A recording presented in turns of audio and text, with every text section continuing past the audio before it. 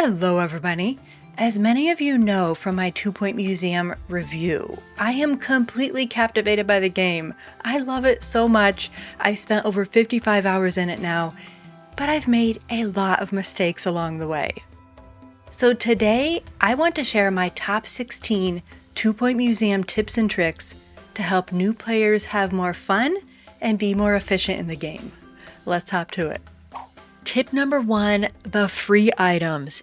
Go into your game and go down here to this little icon, and all you need to do is sign up for 2-Point County Community. To do that, you'll need to go to this website, community.2pointcounty.com, and then go up here and register for an account. It doesn't cost anything. This is all of the stuff you'll get absolutely for free as soon as you sign up. You have these gold decor items, these statues. The duck is adorable.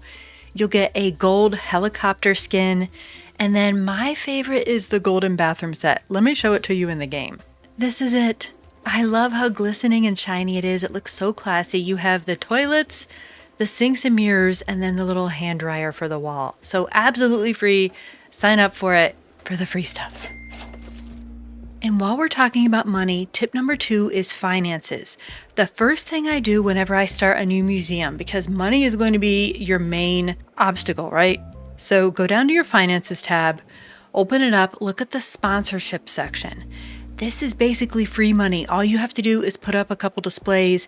Take a look at all the money I've made just from this Mudbury Festival sign. It's a ton of money, and it's really pretty. And watch.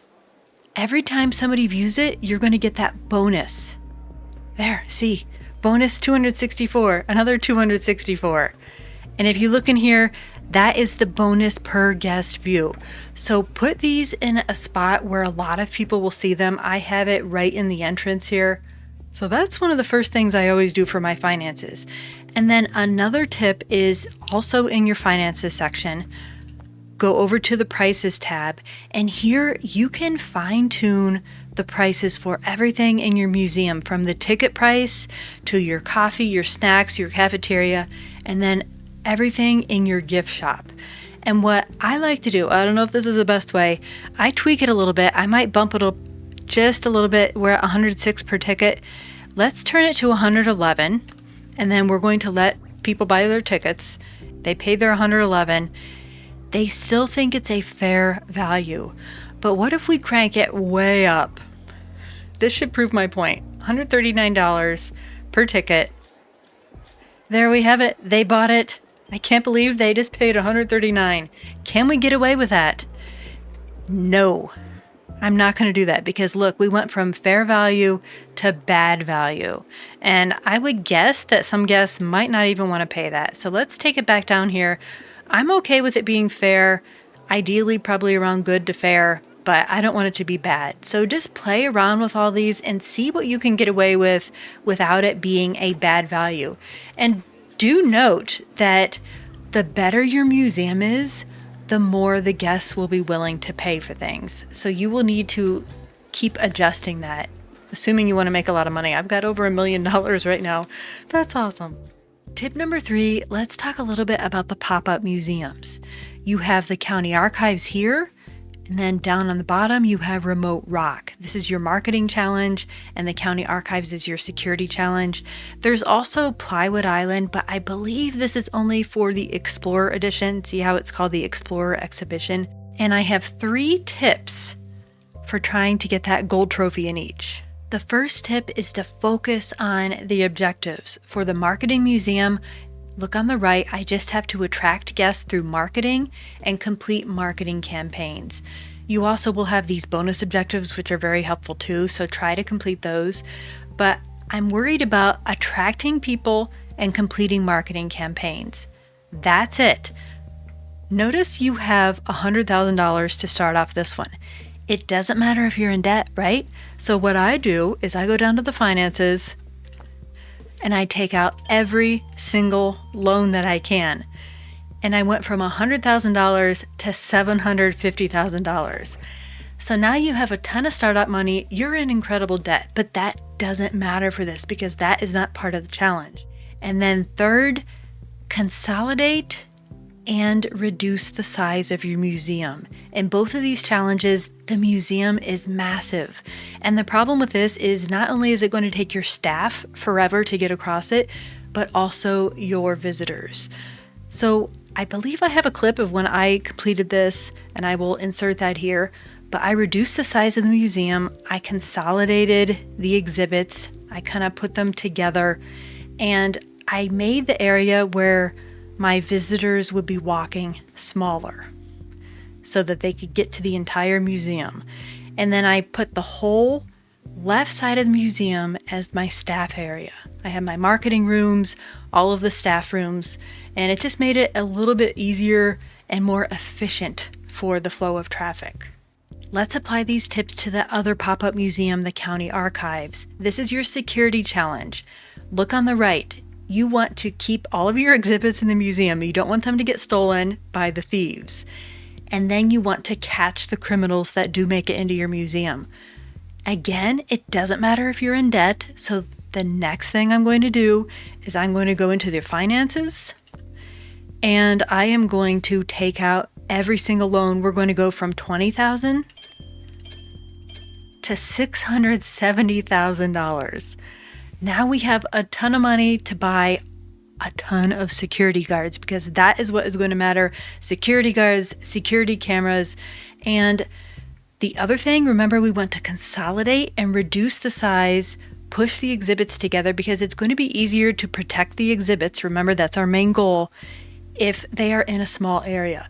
And if you take a look at this, look over here on the right, you have the gift shop. That money is not really going to matter. And I am just looking at all of these vulnerabilities. Each exit and entrance is a vulnerability for the thieves who are using the doors. And there are also going to be thieves that use the bathrooms. So another thing you could do is get rid of the bathrooms and just keep one. Maybe I could get rid of this whole back area and put everything up in here. And you just need one set of bathrooms, and then all of your extra money, use that to hire a ton of security guards. Objectives: take out the loans, consolidate and reduce the size of the museum. Makes it so much easier. Number 4, let's talk about decorating.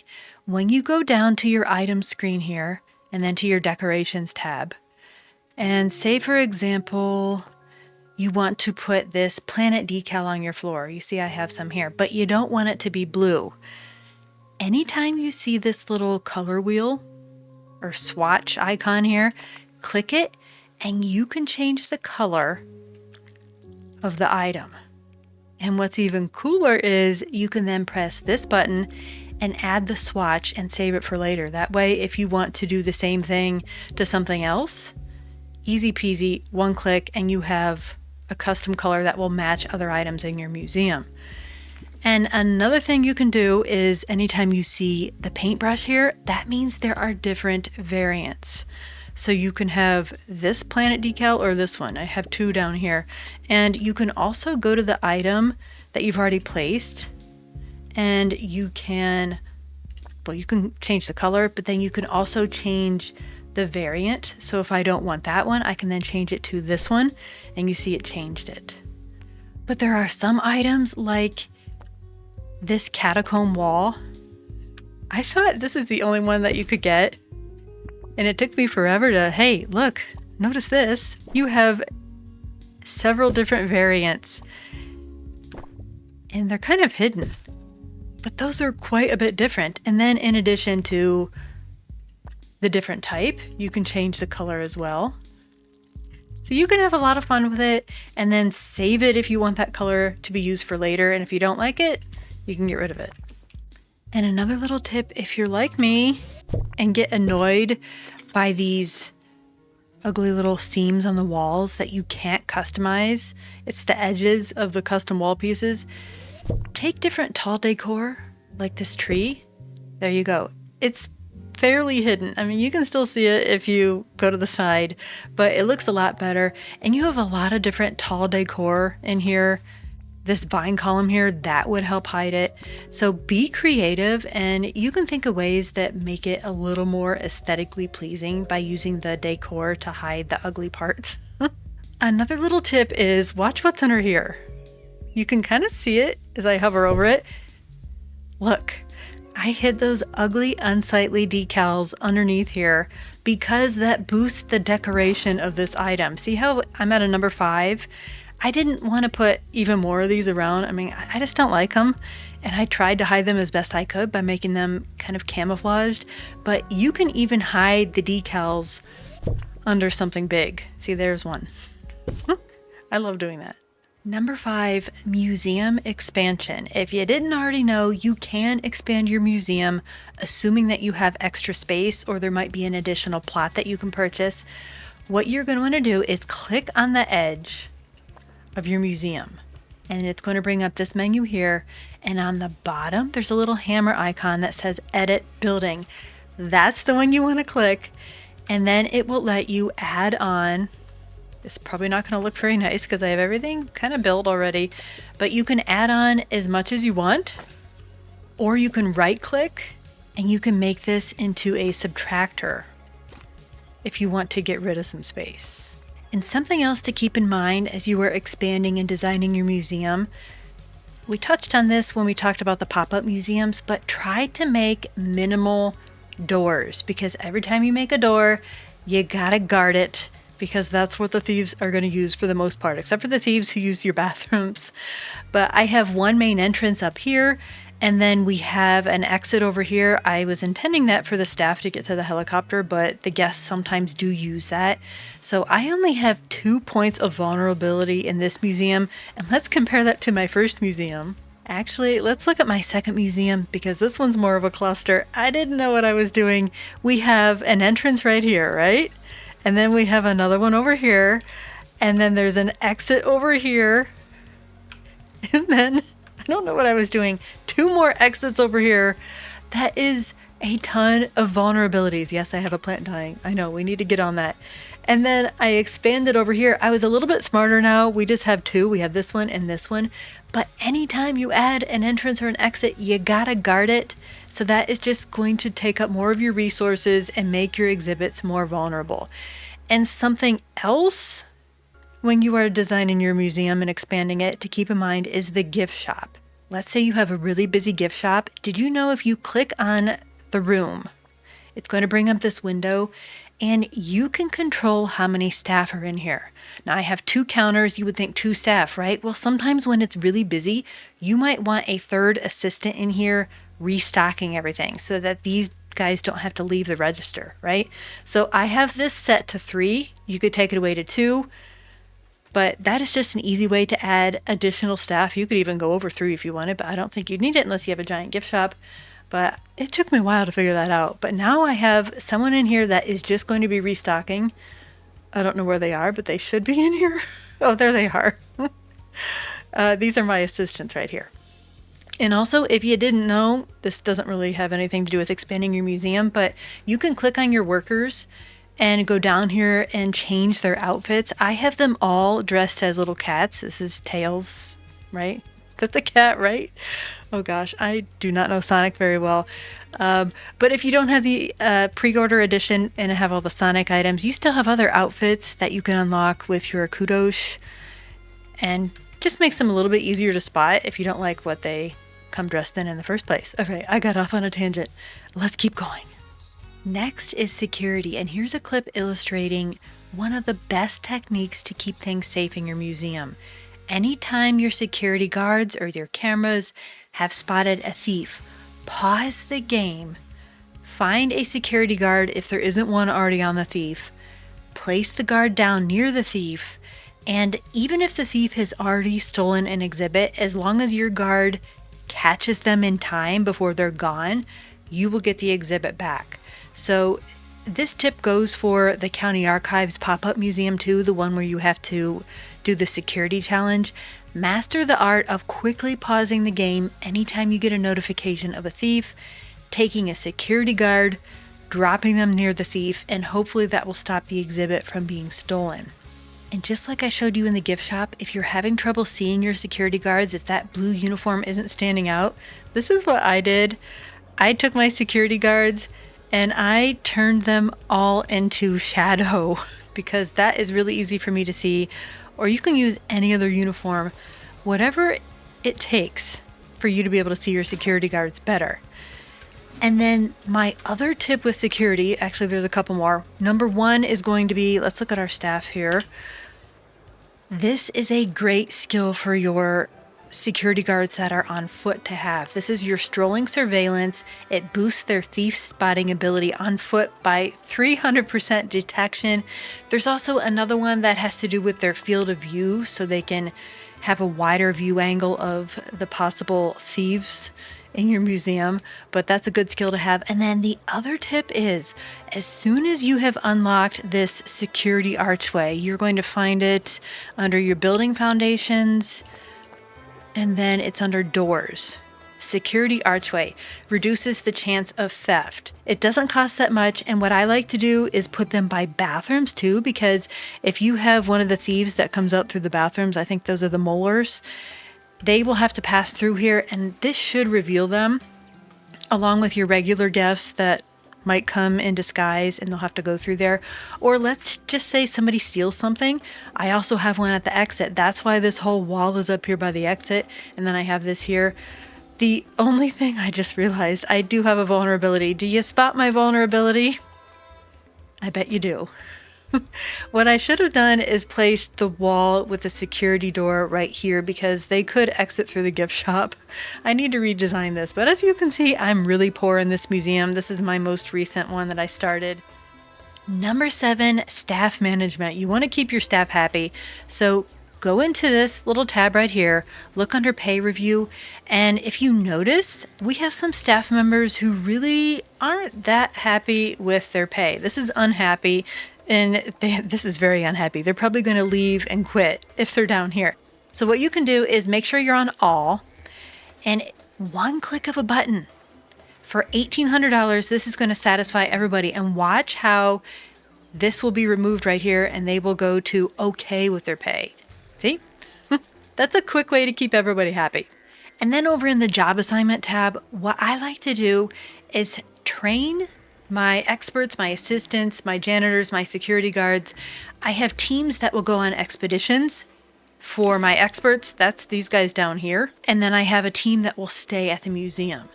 So I will train them as tour guides. I might train them in analysis. And what you can do is, for example, this expert that I have trained in giving tours, they will get more donations and more buzz for the visitors if they are the ones giving tours. So I do not allow them. I uncheck this. They don't do restorations. They don't do the analysis. She's just giving tours. This person's just giving tours because that's what they're trained in. But then these guys who have traits that would be helpful on an expedition, they're not giving the tours. Number 8 is buzz. That is one of the most important things to worry about. If you click on an exhibit, it gives you buzz, knowledge, and decoration. So here is your buzz score, and you want to try to get this as high as possible. You want to max it out, and you're going to need to also go into this tab for the buzz, and you see you have a base buzz, and then because this particular exhibit, you can see right here, it's blue quality, so it's not average, it is great.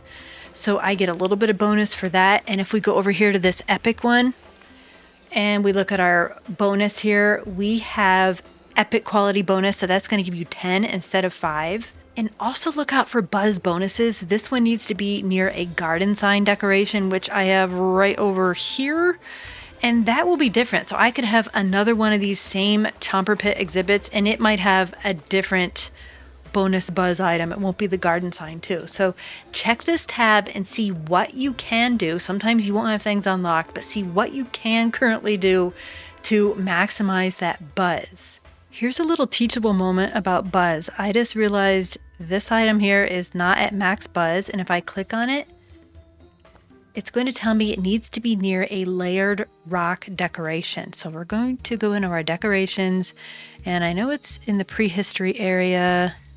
It should be this. Yes, layered rock. It's not going to be pretty. I don't really like it right here. Now we are at our max buzz. And another thing you can do that doesn't cost much money, go into your items, and this item right here. Let's see if we can put it, it's not gonna like right there. We're gonna put it right here, and it should hit these two, look at the radius there, it'll hit these two exhibits. And what you need to make sure to do is click on the speaker. It's easy to forget this part. Choose the enhancement type. For this exhibit here, these are botany exhibits, so we're gonna turn on the botany ambiance. Then you have one for each different museum. So whatever your exhibits are, make sure to set that for your speaker. I swear I hear it having a botany ambiance. Do you hear that? It's like jungle sounds. Number 9 is knowledge. This is one of the 3 elements that's going to affect your guests. And again, if you click on your exhibits, the knowledge score is this one right here. And this one is a little bit trickier than the buzz and the decoration, which are more straightforward. 2 things you need to know about knowledge: analysis and the info stands. First of all, anytime you have an extra exhibit, for example, let's take a look at this left footprint fossil. Do you see how I have one of the 2 possible knowledge elements for this fossil?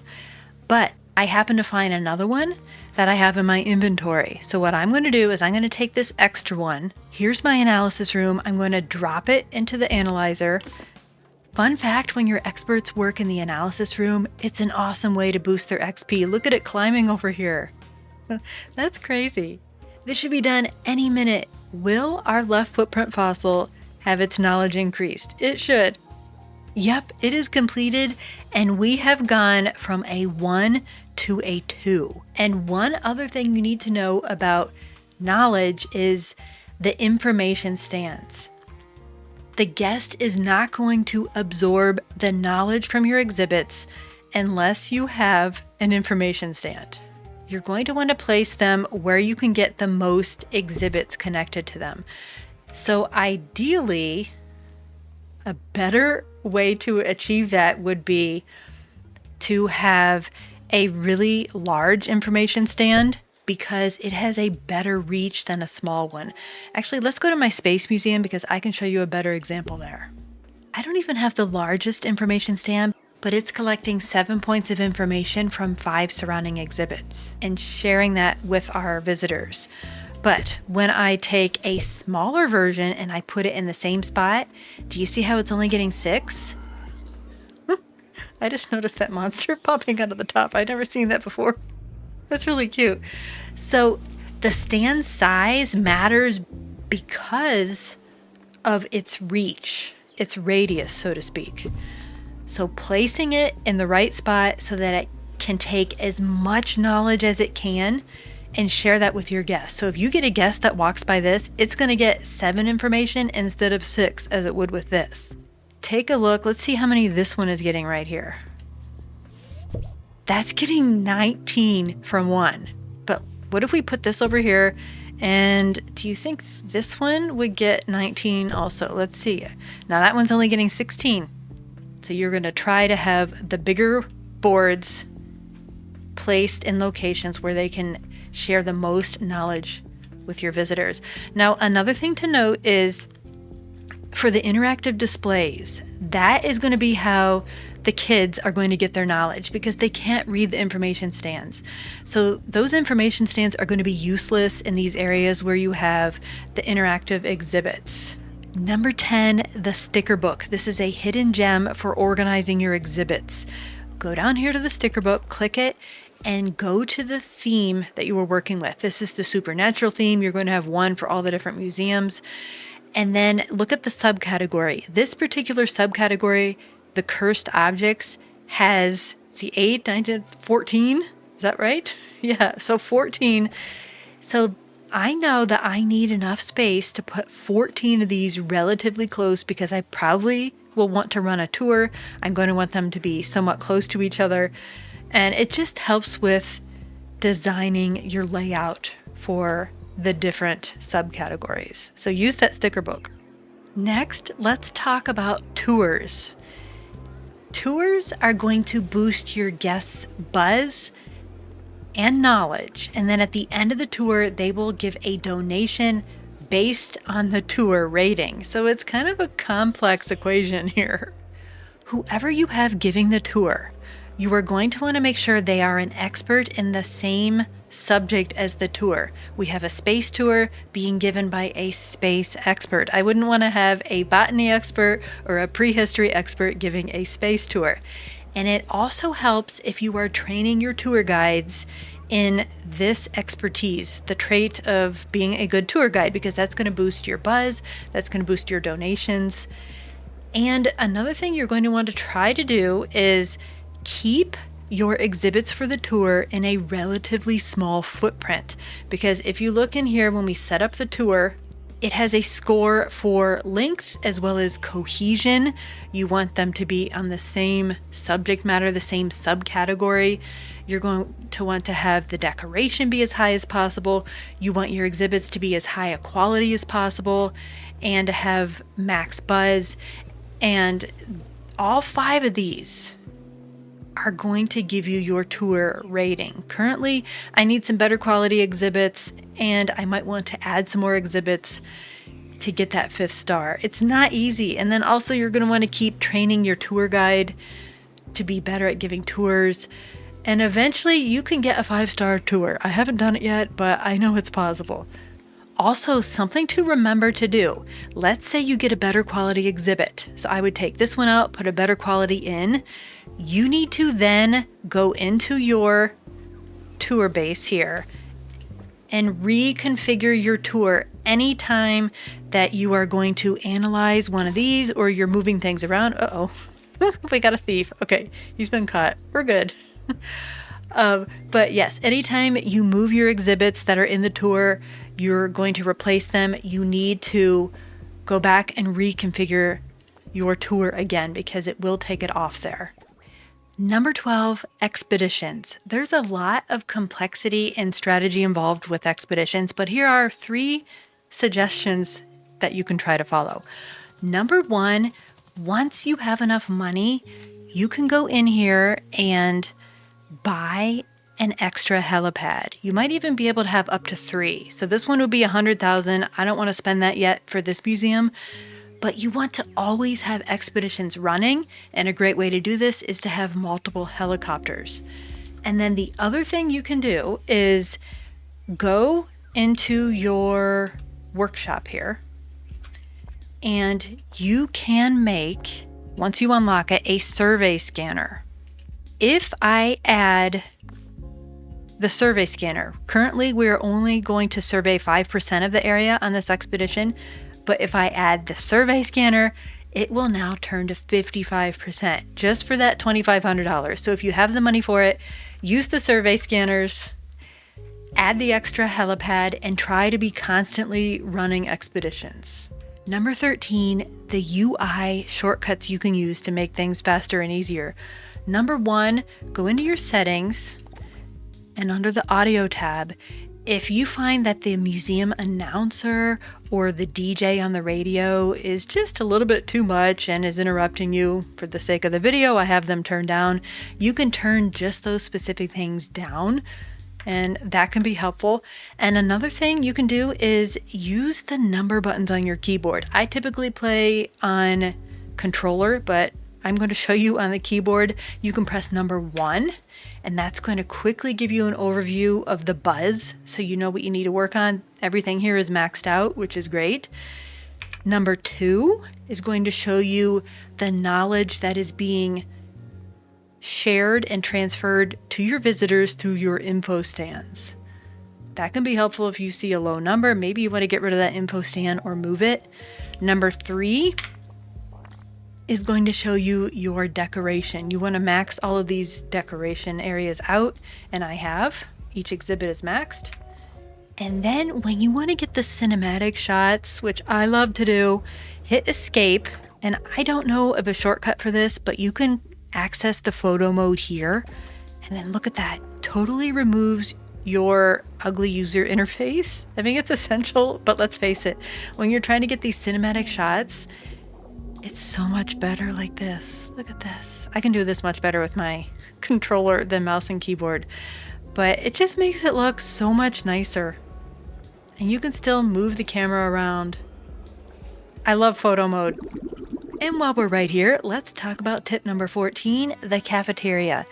If you click on your cafeteria room, it will bring up this menu, which literally is your cafeteria menu, and you can click on these food options.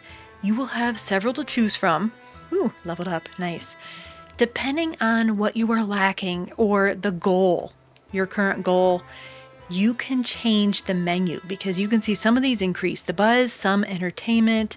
If you find your guests really aren't happy, you can click several things that increase the entertainment. You have the jumping jelly. We can also add the milkshake bowl. And then we have our dough cake, which is going to add tip. Maybe I don't need the money. Maybe I would rather the buzz. Let's give them some atomic paste. So you can play with these and change the food in your cafeteria. I didn't know you could do that at first. It took me a while. And while we're here by the aquariums, tip number 15 is to work smarter, not harder. When you are putting your filters and your feeders in your aquariums, try to place them by the doors, because when your staff needs to go and repair and to fill these, they're going to come in and they're pretty slow in the aquariums, right? They're walking in water. That's not an easy thing to do. So just try to put your items that the staff need to repair and interact with near the doors. And that can go with anything, I suppose, but especially for the aquariums. Just a little tip for you because the aquariums are fantastic. And our final tip is going to be dream visits. Every person in the museum has a dream visit. For example, the kids, oh, this one, he's achieved his dream visit. The kids want to view 5 different interactive displays. And remember, that's how they get their knowledge anyhow. So you want to have as many interactive displays as you can for the kids and when the schools visit. And then for the adults, they also have dream visits. Let's check this botany expert here. Yes, we've met his dream visit. He wants to view 10 exhibits in a row with a decoration rating of at least 5. That one's rather easy to get. And then we got our bonus donation for that. This guy wants a total buzz of 3,500. I don't have that yet. So take a look at the different types of visitors and see what their dream visit is, because that is how you get a donation stand just chocked full of money. It's by meeting those dream visits. And there you go, my top 16 2-Point Museum tips and tricks to help new players have a little bit more fun and maybe play a little bit more efficiently. Let me know in the comments below if you have discovered any tips and tricks that I neglected to include in this video. And if you enjoy chill and cozy sim and survival games like 2-Point Museum, please consider subscribing. Thanks for watching.